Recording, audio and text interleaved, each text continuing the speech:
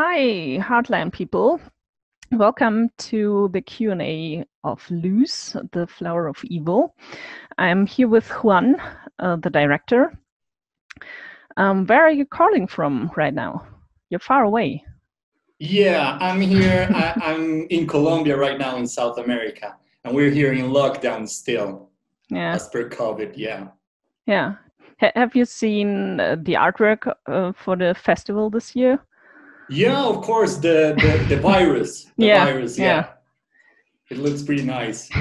Very accurate. Indeed. Yeah, so you're not only the director of this beautiful film, you're also the editor, you're the producer, you're the casting director. So, is this because of low budget, or because you're a control freak, or just because you can do all these things? Well, it's a good question, and I would say it's a middle. It's both things though. Yeah, basically, I did edit the film with my pal Luis Vanegas, and I did the casting also with him. Basically, because when I wrote the film, I had in mind already all pictured up, so nobody could edit like I wanted in the pacing I wanted, because I wanted to be super slow down, because I wanted to make a trip to heaven and then a trip to hell. Basically, LUZ for me, it's a trip. It's more than a film. It's a trip. And yeah, basically that's why I did this, of course, but also because of the low budget we had. It was a film that I didn't expect that it was like could be seen so far away and in many festivals. That I make just a picture. I make just a film, and it started to be successful, but I didn't expect it really. I thought it would be just my love letter to cinema, but it started to go higher. But yeah, it was due also, of course, to the low budget we got. Yeah. So you said it was intended to be a trip from heaven to hell, and I think you succeeded with achieving that, because you have all these beautiful landscape on the one side and then all these extreme violence on the other side. Where exactly did you shoot that? Because it's just so beautiful. We shoot it here in my hometown. It's called Manizales. Colombia, it's well known for the coffee, for coffee exportation, and especially this zone, this region, it's full of coffee. We shoot it close to the snowy mountains in my hometown. And yeah, basically the setting is very virgin and very pure, which is what I wanted to highlight in the film, like the virgin of nature and the virginity of women as well, which for me are purity and innocence. Yeah. I read that you spent 23 days with your cast and crew, totally away from internet connection and any communication with the outside world. Yeah. Was this because you were in such a remote location that it just happened naturally, or was it a choice you made? No, it was naturally. It was Okay. naturally, and really, well, this film, as I say, it's a film about nature, and I think that nature guided us to this. Right? So basically, the fact that we didn't have connection, it makes us share a lot more with each other. And really, when my next film will be shot, one thing that I will know for sure or ask for sure is that there's no internet connection or something, because it really makes us understand who we're working with and makes us understand how to deal with each other. And for me as a director was very, very nice, because I'm a director that direct through pain, right? Basically, that's how I get involved with the cast, so that when I need some emotions, I just push like the right buttons in their spirit, in their soul, so they are started to get more afflicted. So basically, for me, that was very important, and it's a lesson learned, and I will do it 100% in my next film as well. Yeah. So what may be almost unbelievable for people who saw your film, it's your feature film debut. So your first feature film. Yeah. Um, what can we expect from you after that? It almost can't get better, can it? Well, no, of course it can get better. Of course it can get better, and of course I would have loved, for example, in LUZ to have a little bit more budget so I can shoot more days, and it will make the film for sure a lot more, a lot better for me, I think, and because our schedule was super tight, super tight.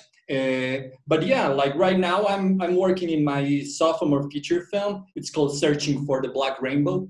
It's also a genre film. It's a fantasy folk horror as well. It's set in the jungle in the Amazon. But yeah, of course, this was my love letter to cinema, and I made it also that so that doors could be open, and definitely doors are being open. And my next film is a co-production between Colombia and Argentina. And yeah, we hope to shoot it, if not next year, the year after, so that we can have the feature, I don't know, let's say in 2022. Yeah. Make sure to submit it to our festival again. Oh, of course. I mean that you can count on it. I've been in touch, of course, with Florian. He is very nice guy. And yeah, definitely, as I'm a director, I consider myself a genre film director and a genre film geek. So, of course, for me, these kind of festivals are the festivals that I like. I don't give a shit about Cannes or whatever like that. Do you know what I mean? I'm all about sitges, these kinds of festivals. Yeah. You know. So I read that you are a collector of Jello films. Is there some particular film that maybe inspired you for your own filmmaking? Well, yeah. Well, basically, speaking of giallo, I must speak, of course, about spaghetti westerns because basically, the fact that I'm a filmmaker, it was due because of my father. He watched a lot of spaghetti westerns, so I started to watch this on Sundays when I was a kid, right, with him, and I didn't understood anything, right, but I was just a kid, but I love the settings. I love all of this. And as I was growing up, I saw that these filmmakers, like Spaghetti Western ended, and these filmmakers started to make horror films that were called giallos. So I started, of course, to investigate about giallo, and of course, I fell in love with the aesthetics of giallo because it's so freaking beautiful. And yeah, definitely, giallo films inspired me a lot in my filmmaking choices, especially in the terms in aesthetics, because it's very colorful. Giallos are very colorful. And if you can see, for example, in terms of color grading in LUZ, The Flower of Evil, like the nights are very blue. The nights are super blue. Like the moon is super blue and the fire is super red. Do you know what I mean? It's also giallo is these kinds of contrasts. And yeah, basically, Dario Argento's film Phenomena kind of influenced me to write this film. That it's about the connection between a woman and nature. So yeah, definitely. Yeah.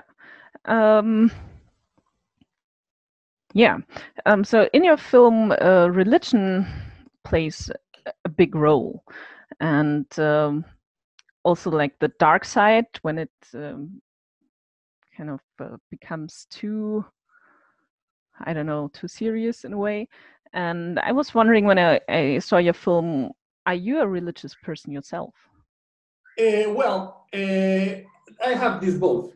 Basically, I believe in the inner God. I believe in the idea, in Spinoza's, the philosopher idea of God. There is a God that lives within you, but within that same God lives the devil. So I believe that we are all good, but we're all bad. We're God and the devil at the same time. And basically, God and the devil manifests himself through nature. So I'm not a religious person in terms of Christianity or whatever. In fact, I hate it.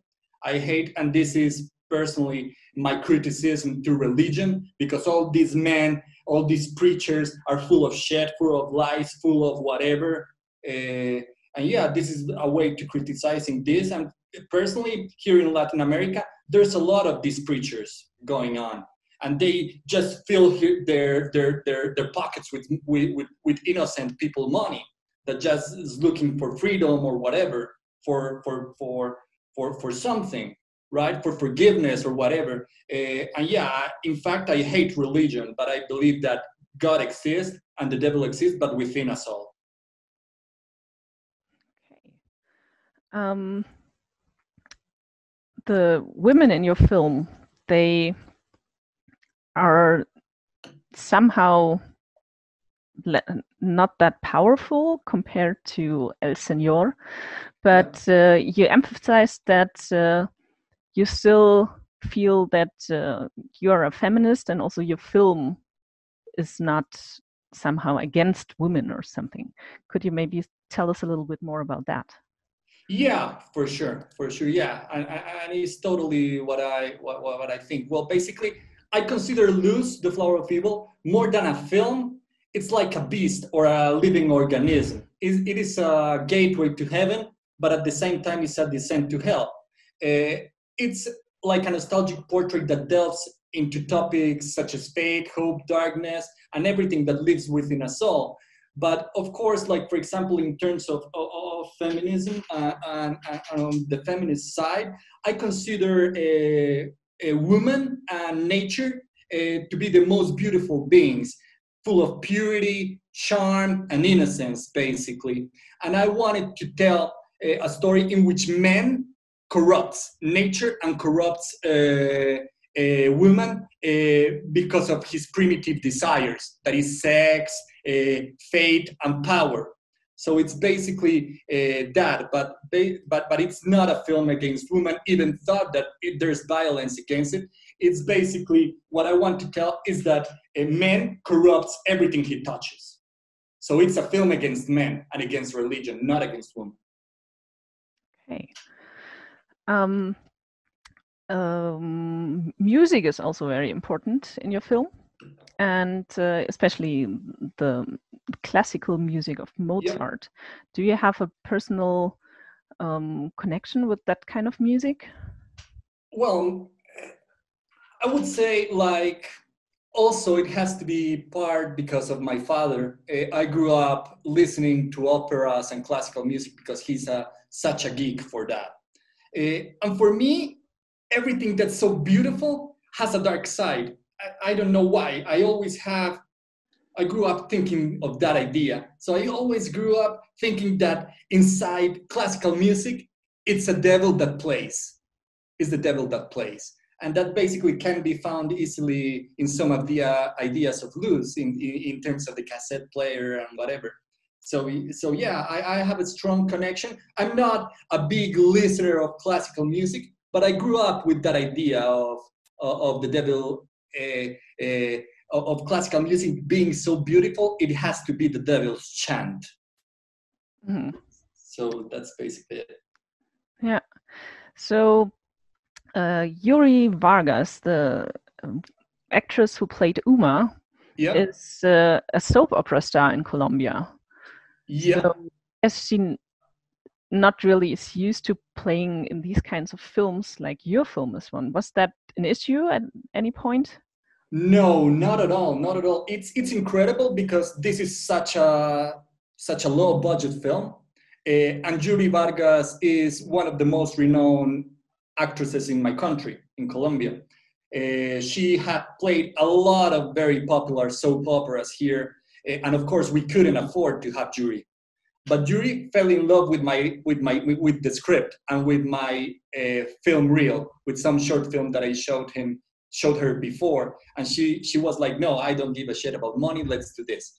And it was incredible because it's also, even though Yuri is very experienced in terms of soap operas, this is her first feature film, which is very amazing here in the country. So it's very good, of course, in terms of marketing the film here, because she's such a renowned actress here. And for me, it's also very, very interesting because I directed these actors that were not very popular, but I directed an actress that's super huge here. So it was incredible, of course, because it was not something that, oh, she's super egocentric or whatever. No, we felt like a whole family in the cast and crew, and it was amazing. So it was incredible. And also her boyfriend is called Jim Munoz, which plays Adam in the film. Okay. And he was also super easygoing. And we basically become super close friends. And we went on to Sitges together on the world premiere. We went then on to Morbido in Mexico together. And yeah, it's becoming a very close friendship. And Judy also stars, she will be the protagonist as well in Searching for the Black Rainbow, my next film. Cool. So I'm afraid we're already out of time, but if there's one last thing you would like to share with our audience, feel free to do so. Well, yeah, definitely. Yeah, I invite you all guys to check Luz, the Flower of Evil, of course. And don't judge this film in terms of it's a horror film, it's a folk horror. No, I don't feel the horror, because really it's not a folk horror film. This is a fantasy Western, and I would say that it's an acid Western. It's a Jodorowskian tale.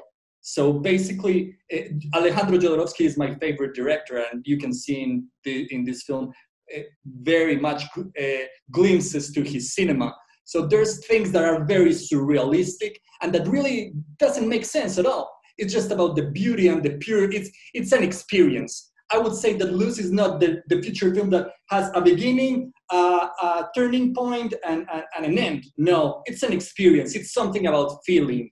I would say it's more than a trip than a film. Okay, thank you so much for taking your time. No, thank you for your time, and I love your T-shirt because I love rainbows, as you can see in the film.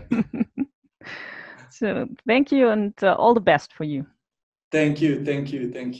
No, and a pleasure, and I hope Germany loves the film, and I'm a fucking incredible beer lover. I would have loved to be there in Germany drinking beer. Next time. Thank you. Next time with my next feature, for sure we'll be at Hardline. Okay, thank you. Goodbye. Thank you. Bye-bye.